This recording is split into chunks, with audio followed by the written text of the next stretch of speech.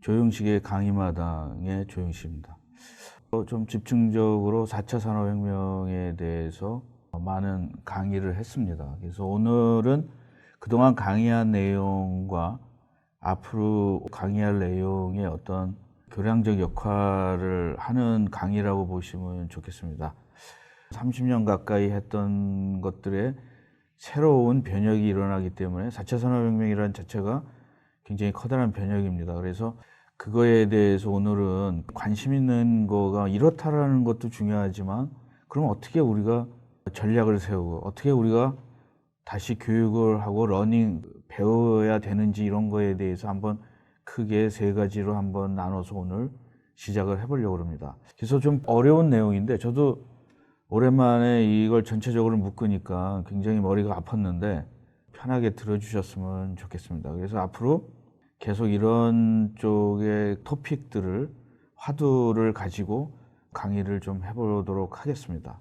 오늘 제목은 4차 산업혁명과 교육 시스템이라고 한번 해봤습니다. 산업계의 화두나 우리 사회의 화두를 보면 4차 산업혁명과 인더스트리 4.0에 대한 그런 얘기들이 많이 옵니다. 그리고 뭐 스마트 팩토리도 오고 거의 모든 내용에 제 전문가 입장에서 볼 때는 한 30% 정도가 맞고 70%는 좀 아전인수격이나 충분하게 그 예측을 하지 않고 얘기하는 것들이 많습니다. 그래서 여러분들이 이 시간을 한 것은 디지털 혁명이나 4차 산업혁명에 제대로 교육을 무엇인지 교육을 하고 자기가 거기에 대비를 해야 되지 않을까. 국가도 그렇고 기업도 그렇고 개인도 그렇습니다. 그래서 저는 그런 거에 대해서 체계적인 교육을 받아야 된다는 거죠. 이 방송을 들으시는 분들 중에는 뭐 책을 내가 한 권 읽거나 뭐 세미나를 한번 듣거나 뭐 그렇다고 해서 그거에 대해서 대비하는 건 아닙니다.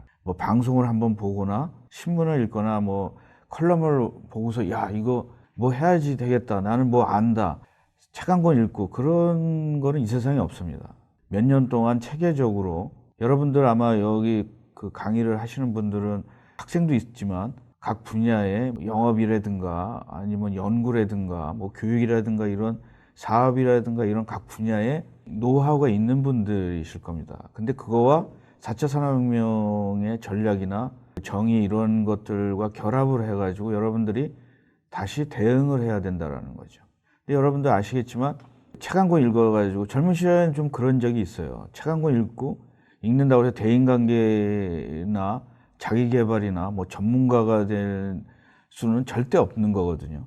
그래서 여러분들이 아마 이 강의를 들으시는 분들 중에는 많은 분들이 이런 생각을 하실 거예요. 야, 이거 도대체 뭐 세미나를 가서 들어도 그게 그렇고 컨퍼런스를 가도 이거 뭐 대략은 안 것 같은데 뿌옇기만 하고 체계적이지 않기 때문에 그렇습니다. 그렇다고 해서 대학이나 어떤 뭐 전문 기관에서 이런 강의를 교육시켜 주는 데도 없어요, 사실은. 그게 제일 문제이기 때문에 토픽으로다 4차 산업혁명과 교육 시스템이라고 한번 잡아봤습니다. 4차 산업혁명은 우리 교육 시스템에 지대한 영향을 줄 것으로 생각이 됩니다. 왜냐하면 어떤 걸 대비할 때 교육 시스템이 안 좋으면 결국 그 나라의 경쟁력이 없어지는 거거든요. 그 교육 시스템을 해야지 이 사람이 전문가구나, 이 사람이 말이 맞구나, 그거를 내가 어떤 필터링을 해서 받아들인다든가 어떤 그런 능력 같은 것들이 생기는 거죠. 체계적인 지식들이 필요한 거죠. 기술적인 측면에서 국가적인 대응 전략도 필요하지만 제일 우려되는 것 중에 하나는 4차 산업혁명에 대한 인재상이 있지 않습니까? 여기서는 두 가지로 나누는데 지금 대학생들이나 뭐 젊은 사람들이나 뭐 이런 사람도 문제지만 지금 40대 이상에 되는 사람들도 문제입니다, 이게. 왜냐하면은 그 패러다임이 바뀌기 때문에 여지껏 자기가 했던 거가 사실은 다른 현상이 일어나는 거죠. 그 다른 현상이 왜 일어나는지에 대해서 1장에서 좀 설명을 하고 2장에서는 어떻게 전략적으로 체계적인 전략, 어떤 즉흥적인 전략이 아니라 체계적인 전략을 몇 년 동안 가져가는지에 대해서 말씀드리고 마지막에는 교육 시스템이나 그다음에 결론적으로 한번 세 가지로 크게 방향을 잡아보겠습니다. 그래서 커리큘럼으로 만든 건 아니고 제가 여지껏 몇 개월 동안 한 거에 대해서 뭐가 야 이거 체계적으로 좀 전달이 돼야 되지 않을까 이런 생각을 해서 체계를 해봤는데 자료도 이렇게 보니까 잘 안 맞아요. 그래서 좀 양해를 해주시고 키워드만 좀 이렇게 받아들여 주셨으면 좋겠습니다. 4차 산업혁명의 특징 중에 하나는 들어보셨겠지만 파괴적인 혁신이에요. 디스트랍티브 이노베이션이라고 그러는데, 근데 우리들은 디스트랍티브 이노베이션이라는 말을 들으신 분들도 있고 뭐 오늘 처음 들으신 분들도 있으실 거예요. 근데 들으신 분들도 그냥 대충적인 거는 아 이게 갑자기 그 어떤 파괴적으로 오는구나는 알지만 이거가 그러면은 여지껏 우리가 교육 받아오고 여지껏 트레이닝 받아온 것들의 대부분은 점층적 이노베이션이거든요. 조금씩 해가지고 지금 우리나라 대기업들의 모든 인재상들은 그런 그 점차적인 거 조금씩 개선해서 이노베이션을 임프루먼트죠. 임프루먼트 그런 거에 교육을 받은 인재상들이기 때문에 새롭게 뭐가 생기면 당황스러운 거죠. 여지껏 내가 몇 년 동안 10년 동안 했던 거 그런 어떤 제품들이 갑자기 없어진다든가 뭐 이랬을 때 당혹스러운 거죠. 그런 거에 대해서 우리는 받아들여야 된다라는 거죠. 그런 거에 대해서 속성이니까 4차 산업혁명이나 디지털 트랜스포메이션이라는 거가 그런 속성을 갖고 있다라는 거죠. 또 하나는 뭐냐면은 그러니까 어제 잘 나가는 제품이 새로운 제품에 의해서 사라져 버릴 수 있다라는 거죠. 그리고 어제 교육을 받은 사람보다는 이제는 빨리 배울 수 있는 능력, 어떤 스펙보다는 역량이 빨리 배우는 역량이 더 중요한 시대가 돼버린 거죠. 어떤 뭐 역량은 하루아침에 이루어지는 건 아니지만 어떤 것들은 단시간에 배우고 교육 기간이 너무 길거나 그 라이프 사이클이 긴 거에 대해서는 조금 조심해야 된다라는 거죠. 어떤 테크놀로지는 왜 빨리 없어지고 어떤 테크놀로지는 오래 갈 건가에 대해서도 어떤 여러분들의 예측 능력이나 이런 거가 생겨야 된다라는 거죠. 첫 번째 시작은 디지털 경제사회에 대해서 좀 이해가 필요하다라는 거죠. 도대체 어떤 사회냐 우리가 지금 시작하고 있는 사회, 엄밀히 말하면은 스마트폰서부터 시작된 그런 사회가 어떤 사회인지, 왜 이 사회가 왜 갑자기 잘 나가던 우리나라의 먹거리 산업들이 힘들어졌는지에 대해서 좀 얘기를 하고, 디지털 트랜스포메이션과 개인의 어떤 변화나 이런 것들은 어떻게 가져갈 것인지, 우리나라가 지금 한 20, 30년 동안 강했던 전략이 왜 고전을 하는지 그 이유에 대해서 우리나라가 여지껏 30년 동안 했었던 전략들은 대부분 파이프라인 전략입니다. 그 디지털 산업 사회에서는 플랫폼 전략이라는 거죠. 그럼 파이프라인 전략과 플랫폼 전략이 뭐가 차이가 나는지. 그럼 나도 빨리 파이프라인 전략에서 플랫폼 전략으로 빨리 이동하거나 대응해야 된다라는 거죠. 파괴적 혁신과 점층적 혁신이라는 거가 어떻게 다른지에 대해서 말씀을 드려야 될 것 같습니다. 몇 년 전에는 이게 디지털 산업 경제다 그랬을 때 한 80%가 아 그건 아니다. 뭐 옛날 뭐 정보화 시대인데 왜 갑자기 우리나 컴퓨터 쓰고 왜 나 다 쓰는데 디지털은 옛날에 왔는데 왜 이 디지털 산업 경제라고 얘기를 하냐 이런 것들. 그다음에 뭐 만물 인터넷도 IoT야 다 이렇게 얘기하는 사람들이 많았어요. 근데 1년이 지나고 나서는 디지털 산업 경제에 대해서 대부분 인정을 하시라고 생각을 합니다. 뭐 인정을 안 하셔도 뭐 할 수 없는 거지만, 왜냐하면 클라우드라는 거 굉장히 많이 나왔고, 그 다음에 뭐 우리나라에서 뭐 AI도 나왔고, 뭐 로보트, 뭐 인더스트리 이런 걸 많이 듣다 보니까 야 이거 뭔가 온 것 같다 이런 생각들을 하실 거라고 저는 생각이 들어요. 디지털 사회와 정보화 사회는 다릅니다. 정보화 사회는 그동안 아날로그를 정보화, 디지털 데이터로 컨버터하고 하는데 많은 노력을 했어요. 이제 앞으로의 세계는 가상현실과 물리세계의 구분이 점점 결합이 되는 거죠.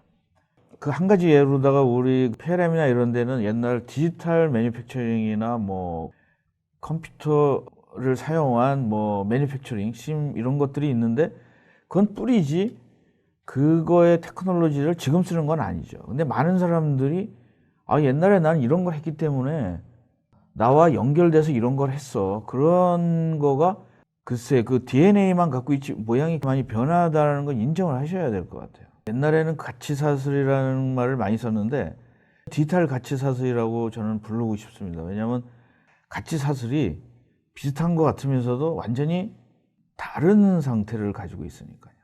또 한 가지는 제가 이 그림을 많이 좀 설명을 해드리는데 디지털 변혁과 개인 생활도 엄청나게 변했습니다.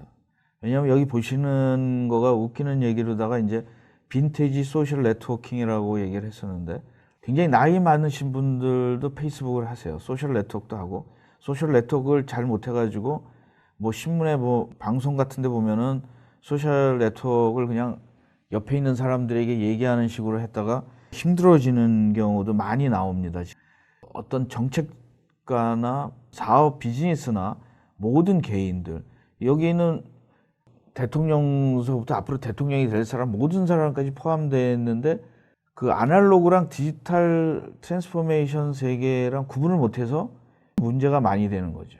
여기 아날로그 할 때는 문제가 안 생긴 것도 디지털 소셜 네트워크나 이럴 때는 문제가 크게 생기는 것들이 있습니다. 왜냐하면 옆에 한 사람들에게 얘기한 거가 그 일파만파가 될 수 있다는 거죠. 옛날 말이 이게 굉장히 오래된 말인데 이게 요즘에 더 우리에게 가슴에 와닿는 말이 일파만파입니다. 이게 뭐 나비 효과라고 할 수도 있고 그런 게 옛날부터 있었는데 이게 디지털 트랜스포메이션과 개인에 대해서 여기 나온 거 보면은 젊은 사람들은 여기에 있는 거 보이는 게 뭐 없는 것도 있을 겁니다. 근데 약간 지금 40대 정도에 있는 사람들은 다 이거를 이게 뭐지? 이게 다 있는 거죠. 지금 사실 지구본도 없어요. 구글 그게 나오면서 지구본이 사라졌죠. 주소로 이렇게 찾는 거, 노트, 전화기도 사실은 있지만 대부분 다 뭐 모바일이나 스카이프 이런 걸 쓰죠. 장거리 전화도 이제는 안 쓰죠. 장거리 전화로 20, 30년 전만 해도 장거리 전화를 한번 걸면은 수십만 원씩 들었습니다. 그게 어느 날 갑자기 없어졌어요. 10년 전에도 돈이 많았었는데 지금은 이제 완전히 디지털 트랜스포메이션이 하면서 새로운 세계가 된 거죠.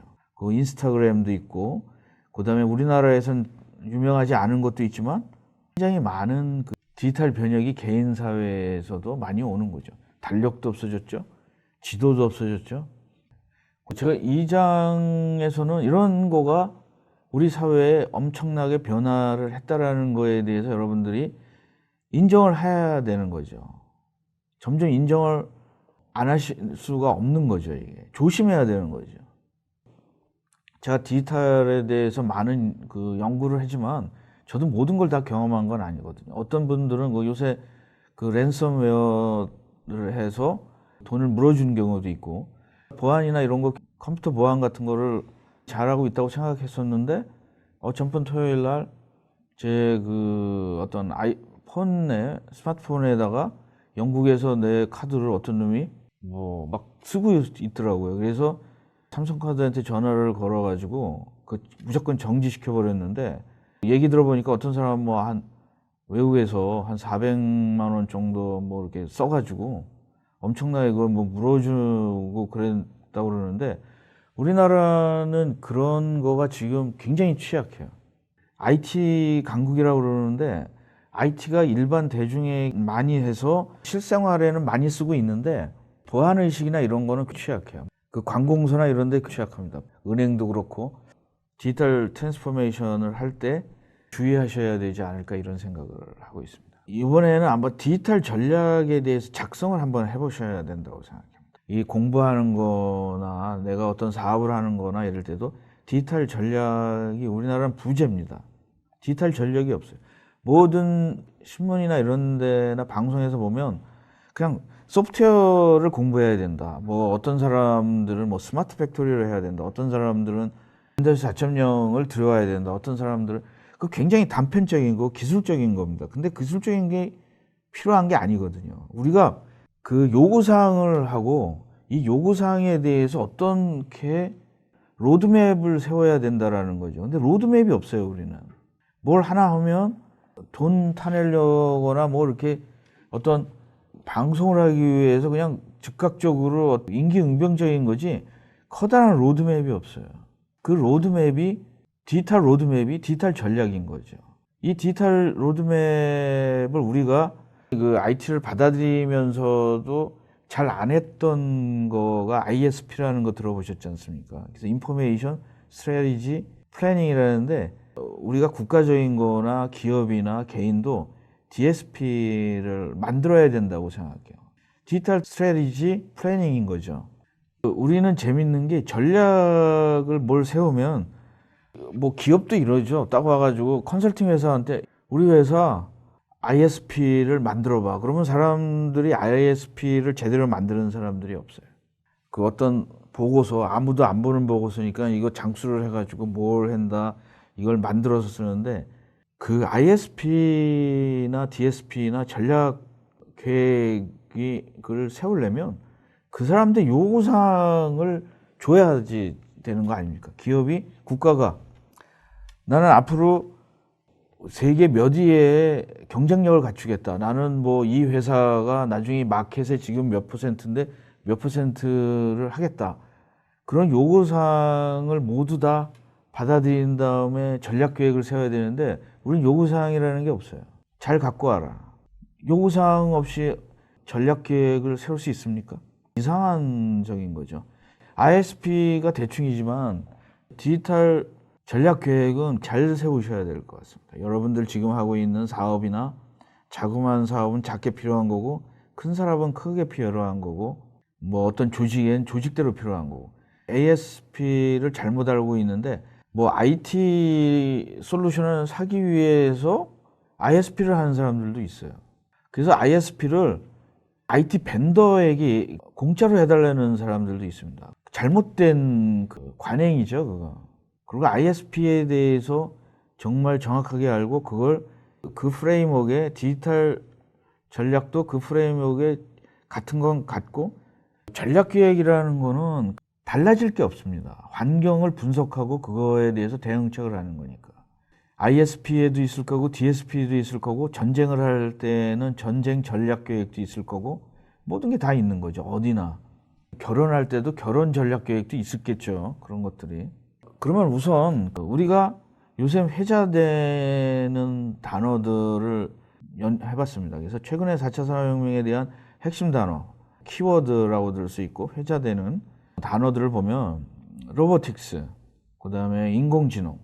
인공지능은 사실 우리가 생각한 것보다는 몇 년 있을 수도 있어요. 근데 인공지능이 앞에 당장 한 5년 안에 일어나는 것도 우리가 다 인공지능이라고 얘기를 하는데 인공지능이라는 거는 전문가들이 쓰는 인공지능은 조금 더 고차원적인 거겠죠. 그 다음에 유전공학, 자동 주행 자동차, 커넥티드카, 모바일 컴퓨팅, 스마트폰, 가상현실, 사물 인터넷, 3D 프린팅, 그 메타데이터, 빅데이터 분석, 크라우드 펀딩, 크라우드 소싱, 다양한 혁신 기술과 어플리케이션들이 있고 이거 이외에도 이제 또 뭐 블록체인이라든가 로봇 프로세스 자동화라든가 뭐 디지털 트윈, 가상 분리 시스템 뭐 이런 것들을 제가 제 분야에 대해서 이런 키워드들이 많이 나오고 있습니다. 매번 나오고 있는데 이런 것들과 우리 사회에서 디지털 사회는 디지털 경쟁력이라는 거가 있습니다. 옛날에 IT 경쟁력이듯이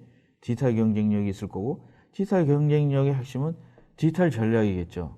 디지털 전략이란 디지털 환경이나 도구나 디지털 시대에 맞는 패러다임을 얼마만큼 효과적으로 성취하고 사용하냐 경쟁력을 가지는 거죠.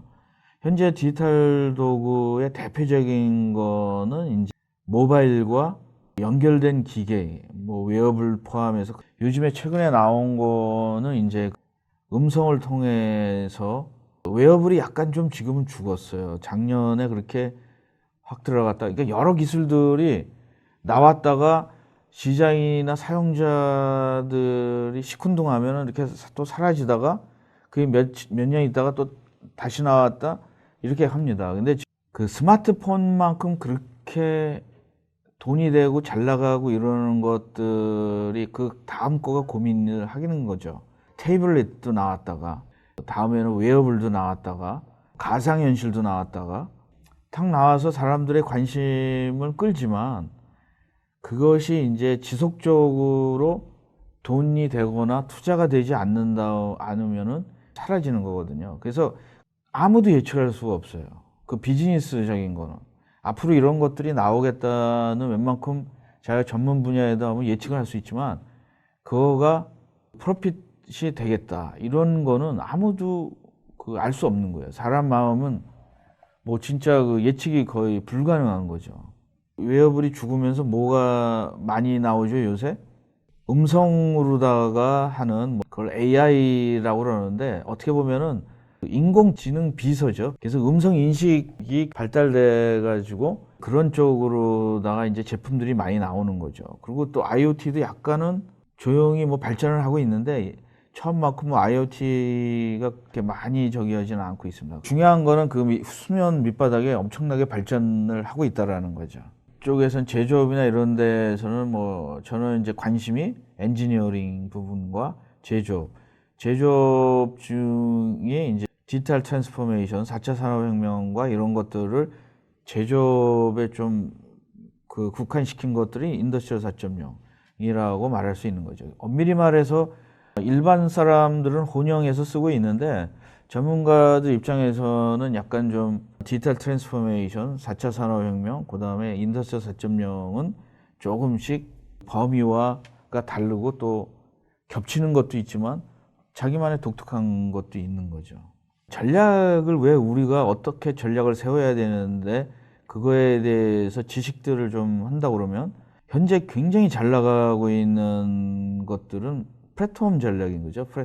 플랫폼 전략이라는 거는 새로운 디지털 경제에서는 이 디지털 DNA 기업, 전 디지털 DNA라고 부르는데 이게 플랫폼을 전략을 잘 구사하는 회사들입니다. 그래서 에어비앤비, 우버, 알리바바, 그다음에 페이스북, 아마존, 애플, 유튜브 같은 것들 우리나라에서는 이제 이런 것들이 많이 알려져 있지만 전 세계적으로 뭐 미국이나 이런 데 보면은 이거 위에도 우리가 약간 좀 생소한 기업들 중에 이런 플랫폼을 이용해서 급성장하는 기업들이 많아요. 뭐 이거는 제가 결론을 내릴 수 없지만 어떤 연구자들은 그 플랫폼 비즈니스에서 진 기업이 없대요, 아직은. 그래서 플랫폼이 이게 좀 무서운 전략이 아닐까. 그래서 그 전략을 전에도 제가 말씀드렸지만 처음 하시는 분들에게 우버는 이 세상에서 제일 큰 택시 회사지만 회사는 차량을 소유하고 있지 않습니다. 페이스북은 세계에서 가장 인기 있는 미디어지만 어떤 콘텐츠도 생성하지 않는다. 아리바바는 가장 가치 있는 소매업체이지만 창고가 없습니다. 그리고 물품 목록이 없습니다. 그냥 플랫폼만 제공하는 거죠. 여기 있는 회사들은 플랫폼인 거죠. 그 플랫폼은 소프트웨어일 수도 있고 하드웨어일 수도 있고 그 결합일 수도 있고 그 다음에 특허일 수도 있고 어떤 정신 유산일 수도 있는 거죠. 에어비앤비는 세계에서 가장 큰 숙박 서비스를 제공하는 회사이지만 부동산을 소유하고 있지 않습니다. 그들은 플랫폼만 소유하고 디지털 DNA로 무장하고 있다. 디지털 비즈니스 모델의 핵심은 플랫폼이라고 그러는데 그럼 플랫폼이라는 걸 조금 더 구체적으로 좀 설명을 해드리겠습니다. 플랫폼이라는 거가 여러분들 아시겠지만 기차나 교통수단 승객이 타고 내리는 승강장이라는 표현이죠. 그래서 오늘날에는 다양한 종류의 시스템이나 서비스를 제공하기 위해서 공통적이고 반복적으로 사용하는 기반 모듈, 어떤 서비스를 가능하는 일종의 기반이라고 할 수 있는데 이 플랫폼은 제품뿐만 아니라 서비스, 자산, 기술, 노하우 모든 형태가 가능하다는 겁니다. 저희 강의를 들으실 때 플랫폼 비즈니스, 플랫폼 전략에 대해서 한번 관심을 가질 필요가 있는 거죠. 첫 번째, 새로운 세상은 디지털 사회다. 4차 산업이라는 건 디지털이다. 근데 디지털의 비즈니스 모델은 플랫폼 비즈니스다. 거기에 플랫폼은 여기에 대해서 여러분들이 좀 체계적으로 공부할 때 플랫폼에 대해서 조금 깊은 지식이 필요하다라는 거죠. 그냥 플랫폼 그러면 대부분 얕게 알고 있는데 플랫폼에 대해서 여러분들이 깊은 지식을 가져야지만 디지털 전략을 만들 수 있다는 거죠. 그래서 플랫폼 지식에는 제품, 서비스, 자산, 에셋, 기술, 노하우 등 모든 형태가 가능하다는 거죠. 모든 형태가 가능하다는 거죠. 플랫폼은. 디지털 변혁에서 비즈니스 강자들은 대부분 플랫폼 전략을 사용하고 있습니다. 그러면 이전의 기업들을 뭐라고 얘기를 하냐면 전통적인 파이프라인 전략인 거죠. 인프라 돈을 많이 해서 파이프라인을 깝니다. 그 파이프라인을 사용하는 비용을 내는 거죠. 그리고 거기에 종속되어 있는 거죠. 그 파이프라인을 내가 쓰기 위해서 큰 대형 업체들한테 내가 꼼짝 못하는 거죠. 파이프라인 전략에는 내가 돈을 내고 들어가는 수밖에 없습니다. 그 인프라를 사용하기 위해서. 근데 플랫폼은 그 비용이 굉장히 저렴해요. 수수료만 낼 수 있는 거죠. 디지털 비즈니스 핵심 모델은 플랫폼 전략인데, 플랫폼에 반대되는 우리가 지금 여지껏 하고 있는 건 파이프라인 전략인데, 우리나라 파이프라인 전략이 점점 안 통한다라는 거죠. 세계 비즈니스에서. 한국에서는 통하는데 세계 비즈니스는 안 통하는 거죠. 여러분들 그래서 전혀 다른 방향으로 진행되고 있다는 거죠. 그거에 대해서 여러분들이 조금 깊은 생각을 해야 되는 거죠. 여러분들이 플랫폼이 꼭 뭐 애플이나 뭐 소프트웨어나 구글이나 이런 플랫폼만 있는 게 아니라 내 노하우나 내 아이디어나 내 자산을 이용한다거나 그것도 플랫폼인 거죠. 내 이름을 이용하거나. 그래서 엄밀히 말하면은 연예인들 자체가 플랫폼입니다. 또 하나 우리나라가 K-팝스도 플랫폼이에요. 내가 SM이나 이런 데 소속이 안 돼도 K-팝스라는 프레임워크에 승차할 수 있어요. 조그만 비용으로. 그렇지만 옛날에는 파이프라인은 기획사나 이런 데가 파이프라인인 거죠.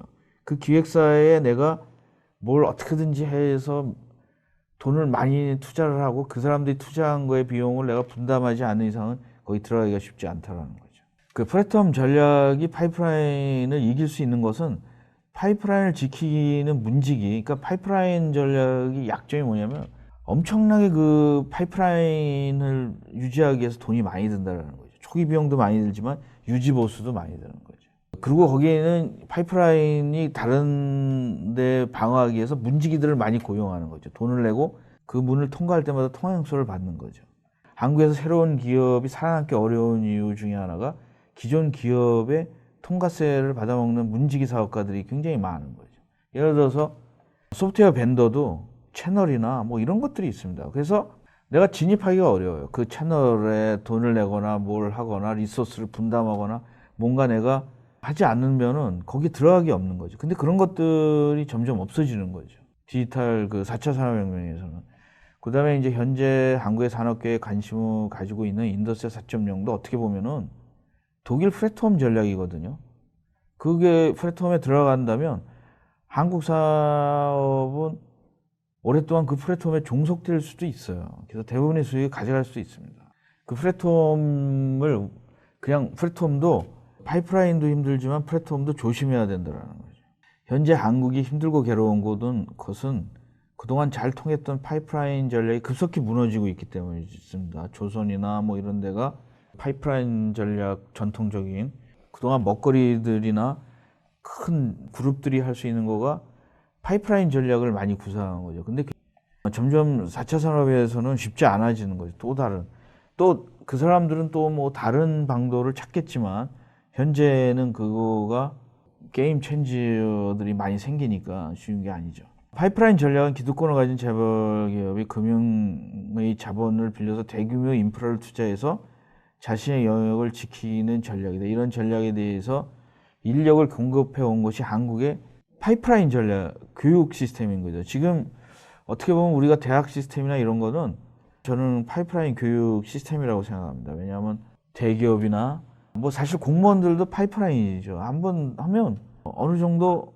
보장이 되는데 그 파이프라인이 급속하게 없어지는 거죠. 많은 사람들이 공무원 시험을 보는데 제가 알기로는 공무원 시험도 무너지고 있다고 생각을 하고 있습니다. 그래서 노량진 사회가 무너지고 있고 어떻게 보면은 이제 그게 그 젊은 사람들도 이런 대응에 대해서 어떤 전략을 세우셔야 될 것 같아요. 여러분들 아시겠지만 지금 뭐 동사무소라는 게 없어졌잖아요. 그리고 동사무소가 빠르게 뭐 적응한다고 그래서 이제 뭐 복지센터라는 걸 이용하는데 복지센터도 필요 없어지는 거죠. 그런 것들이 아이러니하게 전에 정부들이 뭐 정부 뭐 3.0인가 뭐 이런 걸 하면서 전자정부 이런 걸 하면서 그때부터 시작한 거죠.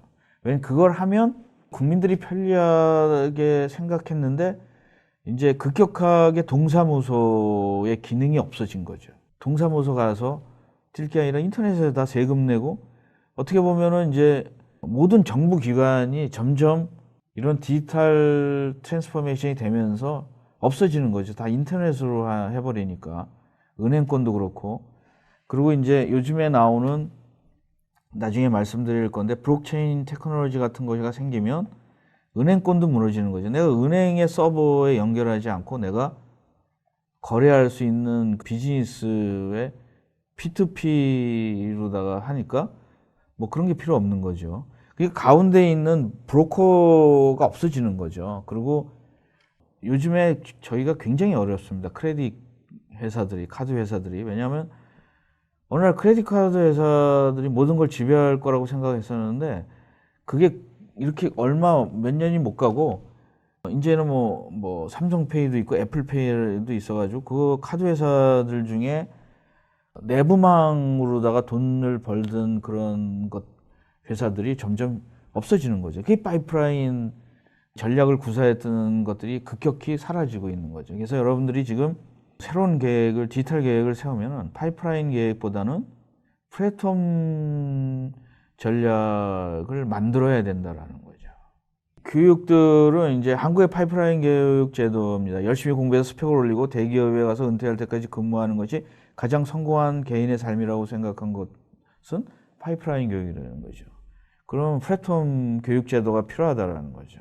기술적인 측면에서는 국가적인 대응 전략도 필요하지만 제일 우려되는 것 중에 하나가 4차 산업혁명에 대한 인재상입니다. 제가 요즘에 그 대학교나 이런 데서 주로 그 대학생들을 가르치냐라는 질문들을 많이 받아요. 그런 뭐 위원회인가 그런 거 참석을 해보는데 그 대학이 지금은 사실 어떻게 보면 대학 자체도 파이프라인 대학인 거죠. 파이프라인 전략이죠. 어떤 내가 대학을 해서 취직을 잘 시키면 대학이 좋아져요. 재벌과 또 결합을 해서 졸업생들을 파이프라인을 해서 그 취직이 잘 되면 그 학교가 급속하게 좋아집니다. 그런 전략이 반드시 디지털 4차 산업혁명에서는 변한다라는 거죠. 저는 개인적으로 나는 에듀케이션 시스템이 아니라 러닝 시스템으로 바꿔야 된다라는 거죠. 계속 공부해야 되는 젊은 사람들을 해서 교육을 시켜가지고 어떻게 보면은 상품화 시켜서 공급망이 아니라 이제는 기존의 30, 40대를 외국 같은 데는 먼저 그런 것들이 하고 있습니다. 지금 하고 있는 사람들을 트레이닝을 시키거나 이렇게 해가지고 그렇게 대학의 교육이라는 거가 학위를 따고 이러는 데에서 이제 변하는 거죠. 지금 이 방송을 들으시는 분들 중에는 제일 중요한 거가 과거의 파이프라인 전략에 그 익숙해진 40대 이상의 이제 새로운 디지털 세대를 어떻게 내가 교육을 받고 어떻게 훈련받고 가르치고 이것도 큰 이슈입니다. 그렇지 않으면 우리나라 사회가 뭐 스마트 팩토리 이런 거 진다고 그래가지고 뭐 한다고 그래서 하루아침에 되는 게 아니거든요. 그 많은 지금의 하고 있는 사람들은 어떻게 할 겁니다. 경쟁력이 급감되어 있는데 뭐 AI가 오기 전에 앞으로의 어떤 인력들이 어떻게 우리가 변하지 않으면은 하는지 표를 한번 만들어 봤습니다. 이 표를 한번 보시면은 분야별로 다 크게 나왔습니다. 오피스 사무직과 생산직. 근데 사무직은 정보화 사회에서는 그러니까 1995년서부터 2015년까지 거의 30년인가요? 20년인가요? 그 시대에는 사무자동화를 때 많이 했고 그다음에 공장자동화로 했죠. 근데 2016년서부터 2022년까지는 이제 지금 로봇들이 생산직에는 로봇들이 말할 수 없이 많이 들어와 있습니다. 그리고 중국도 이제는 원래는 사람을 많이 쓰려고 할 것 같았는데 중국도 국가가 불안정한 한이 있어도 뭐 경제가 우선이니까 노동자가 중심이 아니거든요. 이제 노동자가 4차 산업혁명 중에서 가장 피해를 많이 보는 사람은 노동자입니다. 그리고 가장 이익을 보는 사람들은 누구냐면은 사용자예요. 아이러니하게 노동자이면서도 사용자이거든요. 그러니까 어떤 사람들은 사용자로 이익을 많이 보면서 어떤 사람들은 일을 잃어버리는 거죠. 그러면 어떤 사람이 이익을 많이 배우냐? 돈이 있으면서 노동을 하는데 로봇이나 이런 게 자동화 물결을 피해가는 사람이면서 돈을 벌면서 그 사용자인 사람들이 최고의 이익을 하겠죠. 스마트 워크인 거죠, 그게.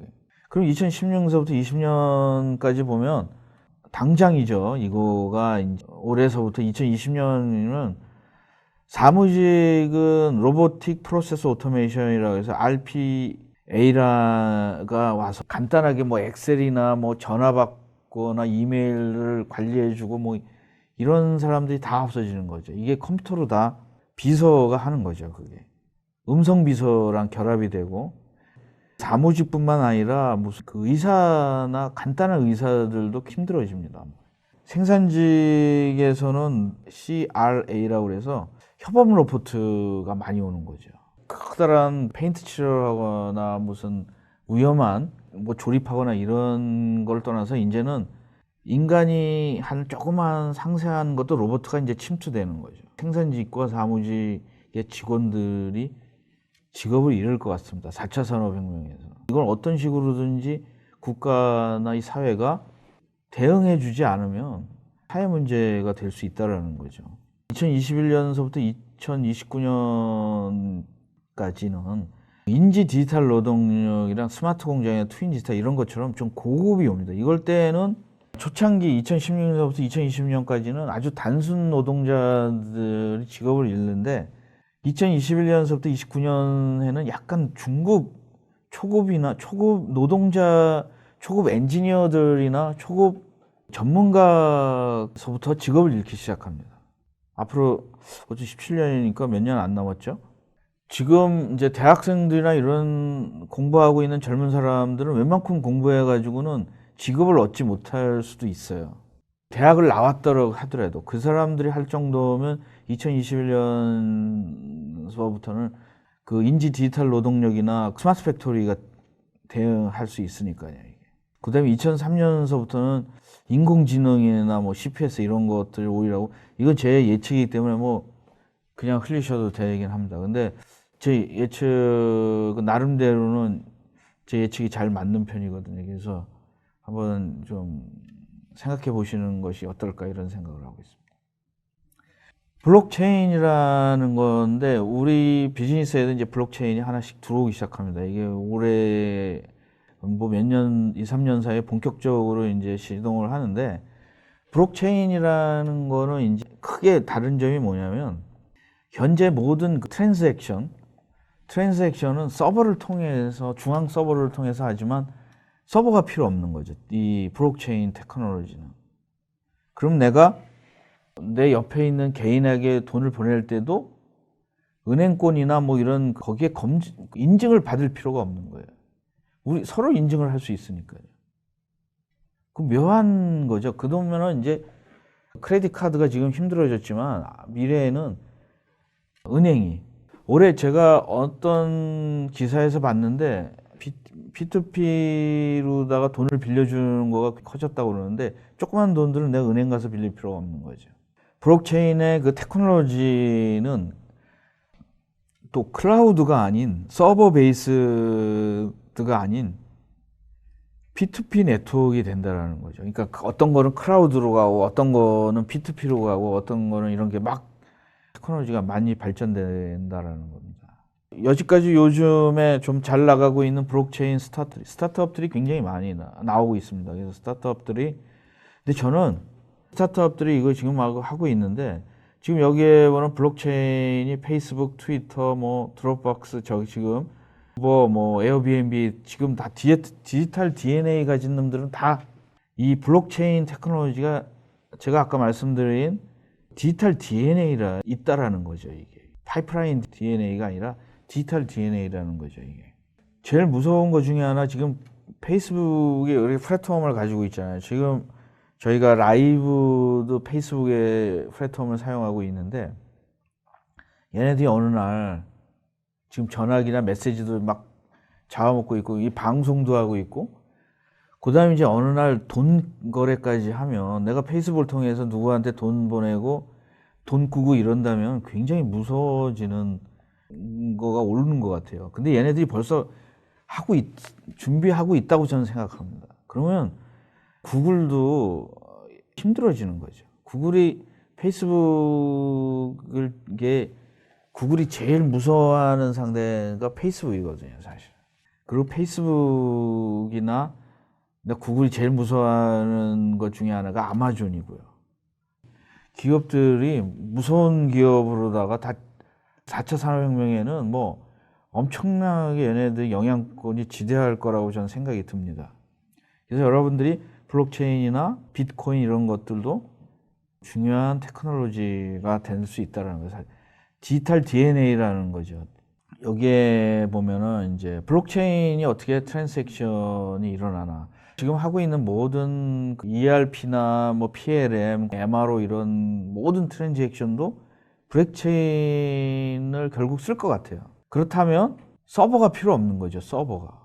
트랜잭션을 서버가 인증을 하고 그거를 해야 되는데, 이게 뭐 IT 테크놀로지나 데이터베이스나 PLM이나 ERP나 모든 시스템은 다 결국은 데이터베이스나 이런 건 트랜잭션이거든요. 그 트랜잭션을 P2P로 한다 그러면 달라지는 거죠. 어떤 프로세스가 중앙 프로세스가 아닌가 되는 거죠. 마지막으로 4차 산업혁명과 디지털 엔지니어링 교육. 요거는 이제 얼마 안 남아가지고 저 교육을 좀 많이 하려고 그러는데, 지금 오늘 말한 부분들이 교육에 다 포함되어 있는 거기 때문에, 그래서 디지털 엔지니어링 요소에는 이런 거 있습니다. 요 내용은 전 강의 중에 디지털 엔지니어링 4.0라는 그 강의를 다시 보시면 됩니다. 요 부분에 대해서는.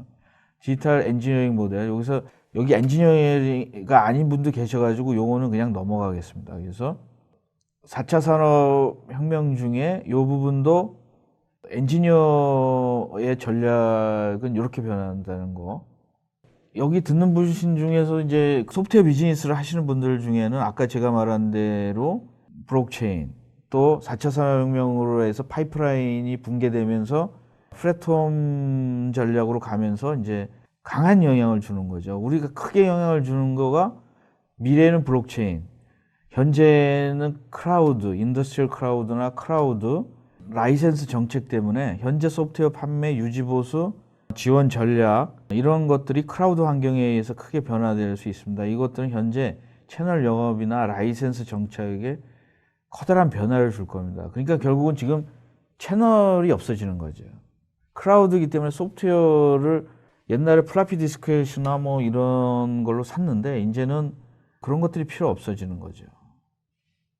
어떻게 보면 나중에는 내가 사용하던 권리를 누구한테 블록체인을 팔 수도 있겠죠. 그런 것들이 이제 오는 세상에 올 겁니다. 그 4차 산업혁명이라는 화두를 생각하면 4차 산업의 성공에 참여하고 나 자신의 기업을 변화했는지에 어떤 대답이 있는 것이 아닙니다. 디지털 트랜스포메이션의 4차 산업혁명 중에서 처음에 좀 이상한 것 중에 하나가 가짜 지식과 뉴스가 범람할 수 있다는 거죠. 그 가짜 지식과 뉴스가 범람하고 있습니다. 정치적으로도 그렇고 어떤 건 지식이랑 가짜가 막 섞여 있기 때문에 모든 그것은 있지 않습니까? 그 모든 사회의 어떤 퀄리티를 떨어뜨리는 거죠.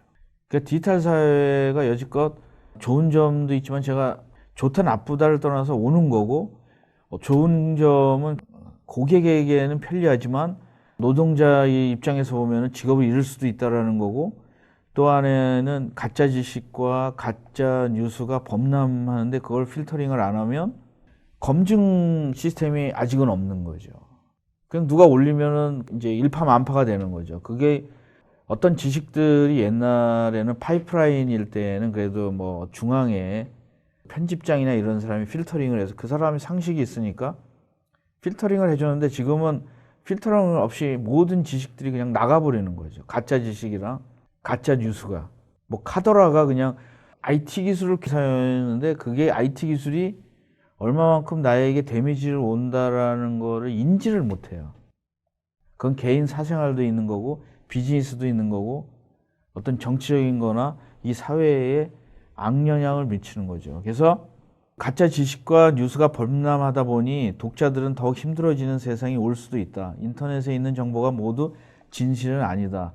자신의 경험으로 필터링을 하고 결정해야 된다. 자동화로 인해서 과거의 직업들이 사라질 수 있습니다. 그래서 낙관도 비관도 할 수 없습니다. 다만 저는 냉혹한 현실이 기다리고 있다는 거죠. 4차 산업에는 새로운 패러다임이 있다는 거를 생각해 주시고, 새로운 세계에는 이런 말이 있습니다. 전기불은 촛불의 지속적인 개선에서 나온 것이 아니다. 그리고 지금 전기불도 갑자기 LED로다가, 옛날 촛불은 수백 년 동안 썼죠. 근데 전기불은 불과 150년 정도 갔죠.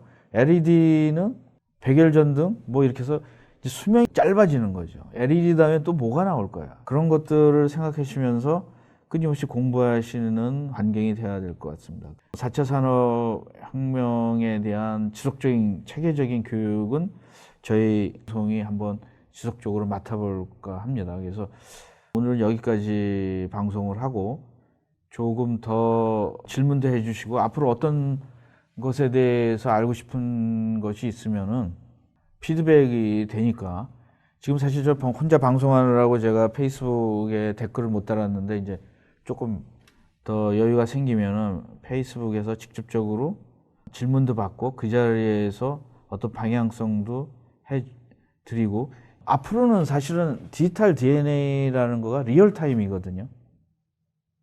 그 리얼타임이 아니면 IT 정보화 사회는 리얼타임이 아니었습니다. 그래서 정보화 사회와 디지털 사회의 커다란 차이가 리얼타임이라는 거죠. 그 리얼타임을 하려고 노력은 했었어요, 사실은. 근데 그거는 그 당시에는 구현하지 못했죠. 어떤 그 은행의 트랜잭션 빼고는. 그래서 오늘 여러분들 이 방송 후에 모두 다 디지털 DNA와 디지털 전략으로 무장해지시기를 바라겠습니다. 고은성님의 질문을 좀 하겠습니다. 한국의 제조업이 파이프라인을 지향한다면 어떤 디지털 전략이 향후에 한국에 나가야 할 4차 산업 표준이 될 수 있는지요? 글쎄요. 저희가 사실은 제조업도 지금 하고 있는 걸 그대로 하면 됩니다. 근데 제품 서비스를, 그러니까 우리가 파이프라인, 한국의 제조업 파이프라인을 지금 하고 있는 거가 뭐냐면은, 대부분 여러분들 아시겠지만 선진국은 애프터 마켓에 대해서 관심을 가졌어요. 그러니까 물건을 판 다음에 유지보수나 MRO나 마케팅이나 그거를 해서 했는데, 우리나라는 그냥 팔면 끝이에요. 왜냐하면 파는 마켓은 되게 적거든요. 그 제품의 라이프 사이클을 보면은 그 판 다음에 그걸 가지고, 플랫폼 전략의 가장 핵심은 뭐냐면 판 다음서부터 진짜 비즈니스가 시작된다라는 겁니다. 팔 때도 이익을 남기지만 애플 같은 데 팔거나 삼성에서 스마트폰을 판 다음에 소프트웨어도 팔고 음악도 팔고, 우리나라가 그동안 한국의 제조업의 파이프라인 전략은 뭐냐면 일단 팔면 끝이에요. 우리는 자동차도 팔면 끝이고 조선도 팔면 끝이고 강철도 그냥 메테리얼 팔면 끝인데, 앞으로의 플랫폼 전략은 판 다음이, 그 플랫폼 전략을 보시면 알겠지만 공짜로 많이 줍니다. 처음에는. 예를 들어서 카톡이나 카카오톡이나 뭐 페이스북도 공짜로 쓰게 하면서 나중에 그걸 플랫폼으로 끌어들인 다음에, 여러분들 정거장이나 이런 데 입장료 없잖아요. 그 파이프라인은 입장료를 해서 입장료 팔고만 끝인 거죠. 디지털 전략은 뭐냐면은 지금 자기가 잘하고 있는 곳의 애프터 마켓이나 이걸 가지고 새로운 비즈니스 서비스를 만드는 거가 우리가 해야 될 일이 아닐까, 이런 생각을 했습니다. 박원주님께서는 4차 산업의 각 요소 기술의 실질적인 접근 단계는 어떻게 가져가면 좋을까요? 언론 등에서 급격한 변화 양상과 실제 필드에는 괴리가 있는 것 같습니다. 그래서 제가 아까 표를 보여드렸죠. 왜냐하면 인더스트리얼 4.0이나 4차 산업급에서 보면은 그 CPS라는 게 있지 않습니까? 근데 CPS나 인더스트리얼 4.0은 앞으로 10년 후에 온다라는 거예요. 근데 갑자기 지금 이제 먼 미래에 대해서 얘기하면 간단하잖아요. 근데 여러분들 굉장히 좋은 질문을 하셨는데 현실에 있는 사람은 괴리감이 있거든요. 아, 그러면 스마트 팩토리를 하면 지금 공장을 다 때려치고 스마트 팩토리를 해야 되나? 아니, 지금 뭐 소프트웨어를 하면 지금 팔고 있는 걸 다 버리고 뭘 해야 됐나? 그건 아니거든요, 그거는. 지금 하고 있는 것 중에 그걸 디지털 전략으로 그 로드맵을 만드시는 거죠. 몇 년, 1, 2년 안에는. 그래서 저는 스마트 팩토리처럼 막 과격하게 하는 거나 그거는 그 바꾸고 이러는 사람만 돈 벌지. 예를 들어서 뭐 어떤 장사를 하다 때려치고 다른 장사를 하면은 간판 장사나 돈 벌지. 그 사람은 돈을 그걸 다 되는 거지 않습니까? 그래서 저는 기존에 있는 조그만 기업들은 그 한 방만 스마트 팩토리 방을 하나 만드시는 것도 괜찮을 것 같아요. 한 구석에다가 스마트 프로세스를 하나 만들어야지 그걸 회사를 통째로 스마트 팩토리로 만들면 그거 대부분 망합니다. 돈을 댈 수가 없잖아요. 그 기존에 있는 인력들은 다 어떻게 하고. 그래서 이런 걸 질문을 잘 하셨습니다. 아마추어들이 많이 이런 식으로 하는 거예요. 다 바꾸라는 건데 그건 엄청나게 문제가 될 수 있는 거죠. 천영근님은 인더스트리 4.0을 잘 추진해가 있는 선도, 미국 지나 독일 지멘스의 경우 인더스트리 4.0 준비 추진하면서 다양한 내부 구성원 대상으로 어떤 교육을 제공하고 있는지 중요합니다. 이러한 교육 변화를 프로그램 활동차에 차별화가 무엇입니까? 근데 사실은 굉장히 어려운 질문인데 이런 회사들을 보면은 내부적으로 말을 안 해요. 그리고 자기네들의 기존의 지나 독일의 자기 고유의 DNA를 손상하지 않습니다. 우리처럼 뭐, 야, 이거 다 하고 이제 스마트 팩토리를 해야 돼. 그런 게 아닌 거죠. 자기네들 DNA에다가 디지털 DNA를 섞는 거죠. 그러니까 기존에 있는 사람을 내쫓을 필요도 없고 기존에 있는 공장을 부셔버릴 수도 없고 새로운 소프트웨어를 하는 것도 아니거든요. 트랜지션이 제일 중요한 거죠. 근데 아까 오늘 방송에서 말씀드린 것처럼 그 자기 직원들에게 디지털 DNA가 뭐고 지금 디지털 트랜스포메이션이 어떻게 일어나고 이런 걸 설득을 해서 교육을 해가지고 이 사람들이 그거를 안 다음에 내가 지금 갖고 있는 DNA에서 디지털 DNA를 융합을 해야지 이런 생각을 갖게 자연적으로 만든다라는 거죠.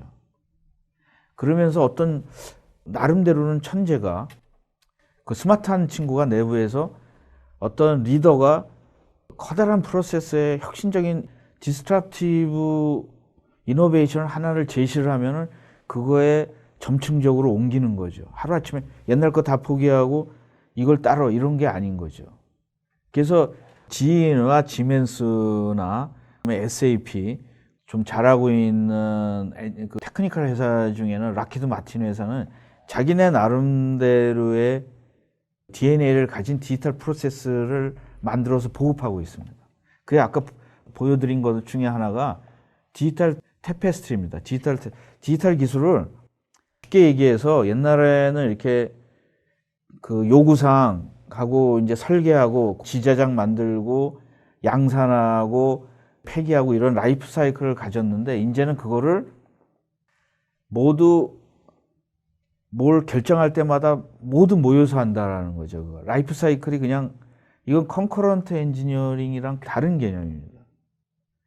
그걸 리니어였는데 지금은 실 짜듯이 하나하나의 기술, 다른 기술을 그냥 그 자리에서 한 줄로 짜버린다라는 거죠. 타임 프레임에.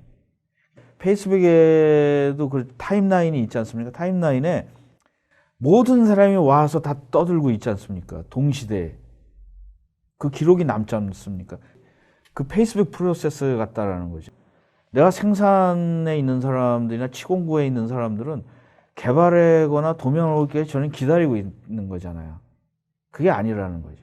타임 프레임에 타임라인에 모두 다 들어온다라는 거죠. 처음부터. 그게 디지털 태페스트리라는 거죠. 그걸 하고 있습니다. 지금. 한태커님이 이런 질문하셨어요. 산업혁명이 그랬듯이 4차 산업혁명에서 생산성을 높여 우리 질의 삶을 높이는 전환점이 될 것입니다. 다만 4차 산업에 대해서 긍정적인 기대만큼 부정적인 예상이 되어지네요. 부작용 회피 또는 극복 방향을 알려주세요. 산업혁명에 대해서 우리가 잘 모르는 것이 많거든요.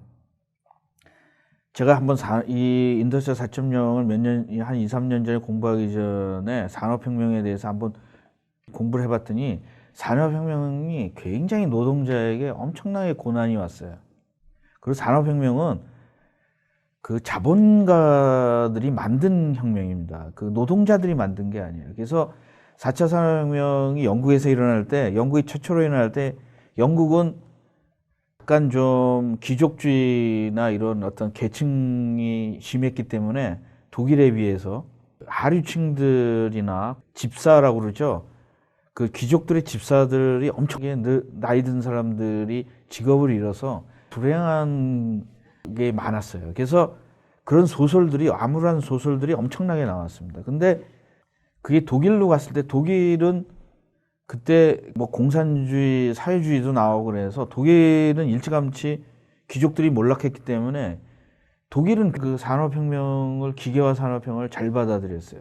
그래서 지금도 독일은 인더스트리 4.0에 대해서 국민 중심으로 많이 받아들이고 있어서 그 사람들은 노동자들이 피해를 덜 입을 것으로 예상이 됩니다. 근데 한국처럼 한국은 노동자들이 약간 보호막이 없어요. 그래서 힘들 가능성이 있다라는 거죠.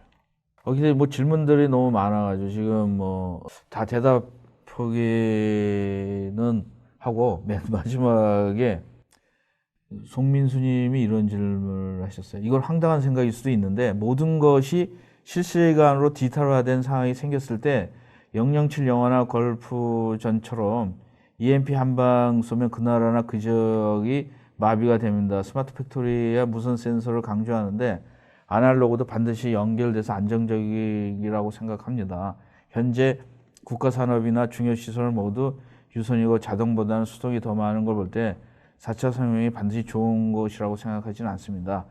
당장 사람이 뒷전의 혁명이 과연 지속될 수 있지 의문스럽고 부정적입니다. 이렇게 얘기했는데 이거는 뭐 긍정적이나 부정적이나 이건 오는 거예요. 왜냐하면 돈을 가진 사람이랑 돈을 벌려는 사람이 4차 산업을 하기 때문에 자본이 이제 뭐 돈 더 버는 사람한테 쏠리기 때문에 이거는 뭐 선택의 여지가 없습니다. 이게 우리가 테크놀로지나 이런 거가 뒤로 가지는 않거든요. 근데 그걸 내가 적응하고 국가가 어느 정도 국민들을 보호하고 이러는 안전망을 만드는 방법밖에 없는 거죠. 그리고 아까 그 EMP 한 방 쏘면은 그 나라가 완전히 마비된다고 그러는데 EMI, EMC의 실드가 다 돼 있습니다. 그래서 그 항공기나 전투기나 이런 것도 다 디지털 시그널로 돼 있거든요. 플라이 바이 와이어라고 그래가지고 디지털 신호로 돼 있는데 그 EMP를 사도 그거 하게 다 쉴드를 합니다. 만약에 EMP 한 방에 누가 테러를 하면 싸구려로 다 쉴드 안 된 공장은 날아가는 거고 부자들은 쉴드 된 그 프로텍트 된데 쉴드 전자파 쉴드를 한 그 기계는 괜찮습니다. 그건 부자가 항상 돈 있고 준비한 사람이 이기는 거 아닙니까? 그리고 마지막으로 이은택님이 초연결 사회에서 스마트 데이터를 활용하고 다양한 서비스를 조업할 때 새로운 비즈니스를 창조할 수 있는 스마트 인재 확보가 무엇보다 중요한데 스마트 인재 양성 커리큘럼이 있을까요? 저도 한번 다음 시간이나 뭐 다음 시간에는 제가 한번 스마트 인재 커리큘럼을 한번 방송을 해보려고 그래요. 왜냐하면 커리큘럼이 있겠죠.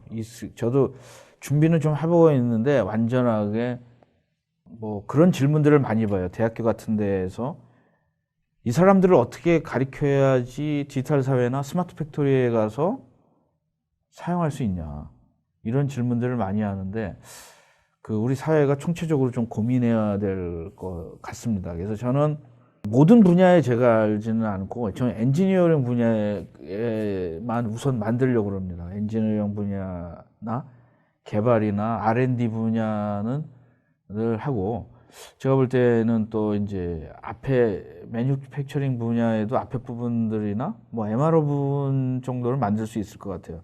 근데 다른 부분에 대해서 뭐 막 제가 뭐 마케팅 분야를 잘하는 것도 아니고 모르는 분야도 있기 때문에 그래서 요즘에는 다양한 분야의 사람들이 모여야지 이런 걸 만들 수 있지 않을까 이런 생각을 해보고 있습니다. 굉장히 들어주셔서 감사드리고 그 페이스북 같은데 페이스북에 들어오셔가지고 질문 남기면 제 나름대로 나머지 질문은 제가 오늘 페이스북에서 올린 것들은 안 했는데 페이스북은 제가 추후에 올릴 수 있기 때문에 여러분들 중에 질문 있으신 분들은 페이스북이나 IT 톡 그 게시판에다가 주시면은 제가 아는 한도 내에서는 답변을 드리겠습니다. 오늘 방송 시청해 주셔서 감사드리고 올해 이게 시작이니까 한번 디지털 전략, 디지털 교육, 디지털 4차 산업혁명에 필요한 비즈니스 뭐 이런 것들을 여러분과 함께 1년 동안 한번 해보겠습니다.